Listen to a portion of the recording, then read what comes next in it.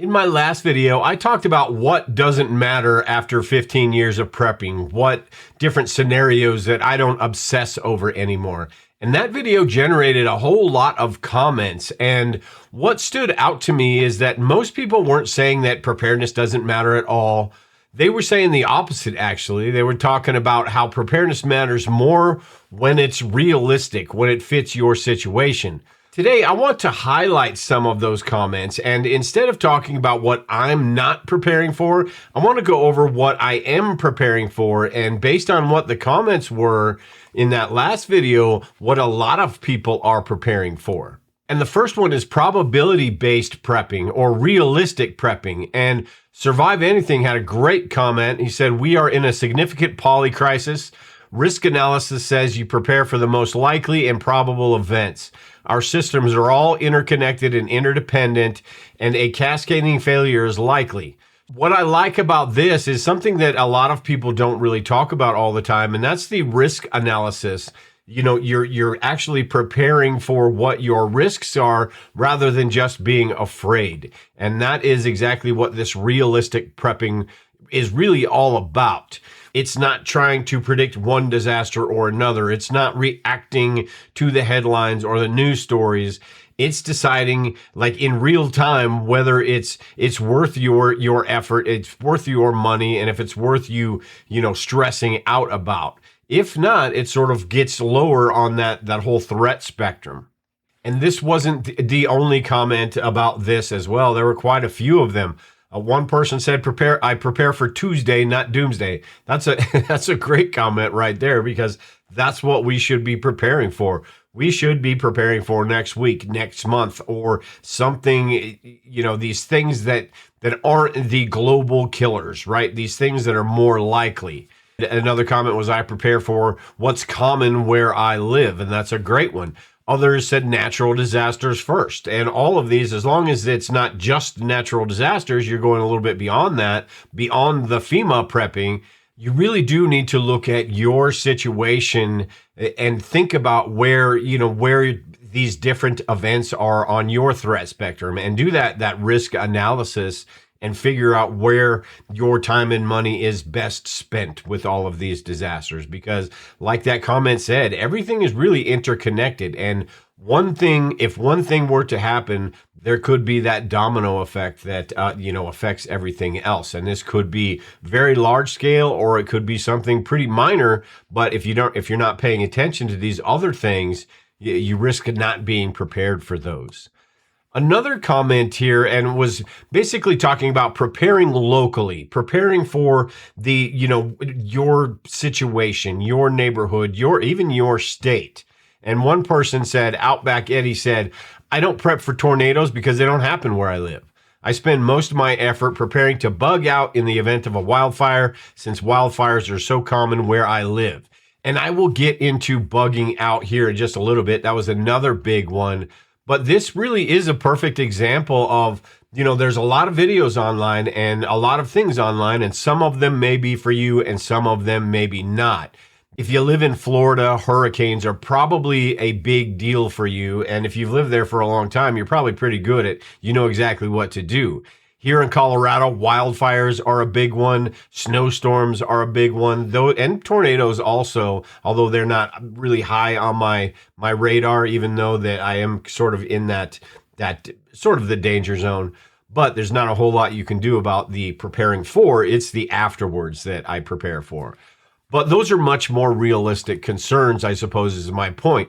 When you are preparing for those things, then you are, wildfires, earthquakes, hurricanes, floodings, all of those. When you're preparing for those things, you're taking care of the, some of the larger things as well, because ultimately you are preparing for all of these preparedness supplies that you have, all of these things that you do, the water and the food, all are, they don't care what the disaster is, basically. So they're going to work regardless what the disaster is. Now, the larger scale, the global type situations, those are a little different, but those are also very unlikely. So in situations like this, it's not about EMPs and it's not about nuclear war. And this is what the comments told me, is a lot of people really understand this. Sure, those deserve your attention and they do deserve some time, but they don't deserve to be obsessed over. And that was the whole point of the video last week. And I said I was going to talk about bugging out. And one of the comments on this, and this is one that generated the most comments back and forth, but one of the best comments was people who say I'm bugging in don't understand what bugging out means. Fires, earthquakes, tornadoes, hurricanes, volcanoes, natural gas leaks, hazardous chemical spills. There are just so many occurrences that would force us out of our home. And I really like this comment because it's exactly the nuance that I was trying to get over in my last video, because I don't focus my plans on bugging out. I don't focus on bugging out because nuclear things and in these large scale events. But for wildfires, that is one reason that I do think about bugging out. Where would I go? It's not necessarily a bug out location. Oh, no pun intended. That, that I have that's all set up and ready to go in case something large happens, like in the show Doomsday Preppers. It's more of a, what is my plan if the wildfires, if something happens and it gets really close to my home and I need to bug out. Those are situations where you really do. The hurricanes is another good example. Sometimes that is a bug out and then go back home. So I still do believe that bugging out is a last resort when you're talking about these large disaster situations, and because this is where all of my stuff is. But that's a lot different than saying you shouldn't have an evacuation plan. You shouldn't be planning for it at all. It's just that for those situations, I don't. And I think there was a lot of discussion back and forth in the comments.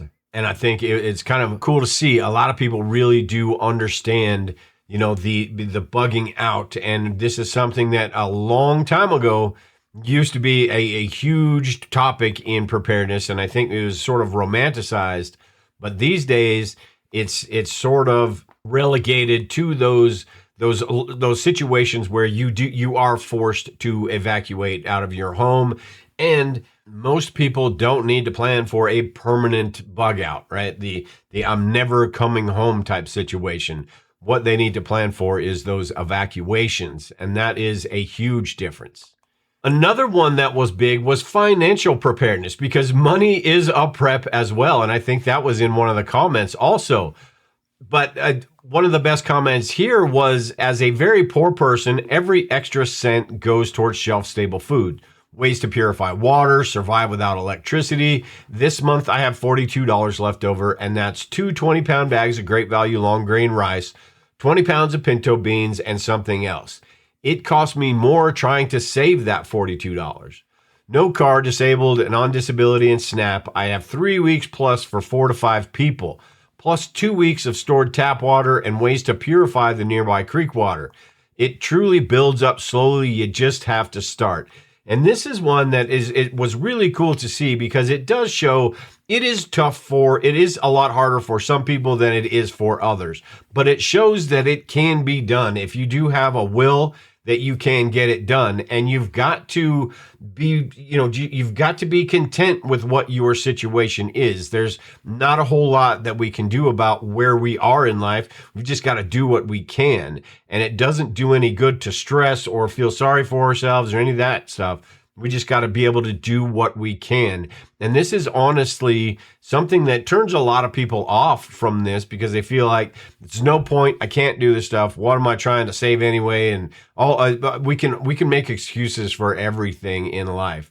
And while it is harder, there are some things that, if you are completely poor, like this commenter, there are things that you're not going to be able to do. But there's also nothing that says that the things that we buy and the things that we spend all of our money on, that aren't just going to sit on the shelf forever anyway. That rice and those beans that this person was buying, that's going to get used. So it really illustrates that, preparedness isn't about being rich. Sure, there's a lot of that out there, and there's a lot of money to be spent in preparedness, but it's not absolutely necessary. Money is a prep, and even saving that money and using that money intelligently is also something that is very important. You've got an emergency fund. You've got getting out of debt is a huge prep that a lot of people don't talk about because it doesn't make the videos all great. But getting out of debt is going to make you a whole lot freer if and when something financially does happen. You don't have to worry about it like a lot of other people. And with inflation and all of that and insurance, maintenance on your homes, all of these things, money is a huge factor in our lives, whether we're talking about preparedness or we're talking about just everyday life. So think about money as a prep, and you'll be much better off. The next one was pretty good too, and this is fear versus practicality. Another comment here says there's just so much fear mongering these days, and it's true. It's everywhere with all the stuff online. It's just where it's like drinking from a fire hose sometimes. But this commenter goes on and says, just go live your life. Pay attention and plan for the what ifs, but don't dwell on the fairy tale stories. And this is basically the heart of what that last video was just not worrying about all of that different stuff that's going on. And this is what sort of this whole video is about, is the realistic prepping and not obsessing over things, not being freaked out about things, not letting these things affect your life. Because the more we sort of go down this rabbit hole, it's basically all negative anyway when you're talking about preparing for these larger events that could disrupt your life. It's all negative really anyway, so we can't, it's not healthy to go down these rabbit holes. We've got to live our life. We've got to use some common sense. We've got to make sure we're not obsessing over these and having it affect how we go about our daily lives, because that can and does happen. With all of this stuff, you don't realize it sometimes because you're going down this rabbit hole and you're getting just filled up with all this negativity and all the world's going to end. You really start to think that the sky is falling, when in actuality, it probably isn't. It's probably, and by doing this, you could also be missing those smaller things that we talked about earlier with prepping locally. You could also be missing those smaller things that are a whole lot more likely for you and your situation. The sixth one that doesn't get talked about a whole lot in preparedness, but it is your health and your ability to do things. And this was a great comment. He said, having a great set of night vision goggles doesn't mean crap if you're out of breath walking to the mailbox. And honestly, this is, something that a lot of us, whether we like to admit it or not, have got to deal with. There was about a year and a half ago, I was basically a couch potato, and I've lost 25 pounds just from getting on the treadmill, going for walks, putting my bug out bag on, not going to the gym or anything like that, but just getting in shape so I could actually make it to the mailbox without being out of breath. And this is a very good point, because not only that, you think about different survival situations where we like to sort of play out in our heads, where we're tracking something or evading something, and to be able to run the distances they run in the movies, that takes, I don't know how far a lot of us could actually run before we're out of breath. So that is, if it's not realistic, you either better do something about it or have a plan to avoid those situations. But also with your health, this is your longevity as well, because maybe right now everything is fine. Everything you've got your preps and everything is going good. But if you're not paying attention to your health, eventually that's going to break down, and that is either going to put a kink in your preparedness plans, or that's going to become part of something you've got to prepare for. These CPAP machines, I talk about that all the time when I'm doing the power station reviews. Medications is a big one in preparedness. If you've got to take insulin and things like that, all of those become part of your preparedness plan that if those happen. So, and sometimes this is just unavoidable, and there's nothing we can do about these, but there's a lot that we can do about all of these as Americans. And I'm sure there's, the same thing in Europe, but as Americans, we're pretty unhealthy. We've been, our food is the food sitting at not our food, but the food sitting at the grocery store shelves, the food that usually gets bought is, who knows what's in it these days. So paying attention to all these things, I think, is really important in in preparedness, the exercise, the managing your weight, your mobility, even dental. That's something that a lot of people don't think about. But if you get a toothache and things are really bad, there's no dentist or anything, that is debilitating pain, and that it could actually be deadly as well. That is, and I know most of you probably had a toothache. You know that when you have a toothache, that's all you think about, right? I mean, just getting that tooth out. So you're going to have somebody yank that damn tooth out in a situation like this, and that's not going to be very fun. So if we can be proactive about this and take care of these things, maybe we can put that off a little bit, or maybe we can, get rid of that possibility altogether. Again, prescription medications, all of these things, none of these really get a lot of attention in preparedness, but they are, that thing that we need to think of. And also, along with this, you've got aging, and there's nothing we can do about that. Our physical ability is going to decline. We're going to get older, and as we get older, and this was something else in that video I talked about in a prior video, was when we first started preparing 15, 16, 17 years ago, we had kids in the house, and what we did was completely different to what we do now. We are empty nesters, and we're not old, but we're old, and there are things that we do and we don't do. In 10 years from now, it's going to be, well, the world's going to be completely different, so who knows what's going on then, but we're going to be completely different too, and we're going to have to be okay with the fact that physically we're not going to be able to do the same things that we used to do, and maybe financially as well. Once Lisa retires, you just never know how life is going to unfold, so you've got to be adaptable, and I think that goes for everything in preparedness. Being adaptable and responding to different situations and not being stuck in one certain, aspect of this is how things are done. This is how I've got to do it. So after years of prepping, like I said, I don't think it's about predicting the future anymore. After a while, you sort of get over that. I think it's more about looking at tomorrow and making tomorrow and next week just a little bit easier. And as you do that, like the one comment said, regardless of what your financial situation is, every little bit starts to add up. And you'll look back a year from now, as long as you keep doing it, and I think that's one of the main points as well. As long as you keep doing it, you'll look back and you'll think, wow, I'm doing pretty good, or I'm doing a lot better than I was before.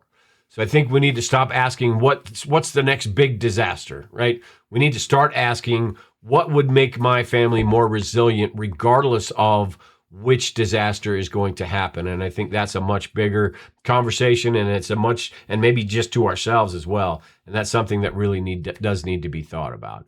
At any rate, if you have any comments on this, make sure and leave them in the comment section below. If you like this video, make sure and hit the subscribe button. Make sure and hit the bell icon to get notified when I do other videos. And if you want to watch that video that I talk about in this video that with all the comments, you can watch that video here where I talked about things that I don't really prepare for, things that I don't obsess over anymore. You can watch that video here. With that, take care and prepare, everyone. We will talk to you all later.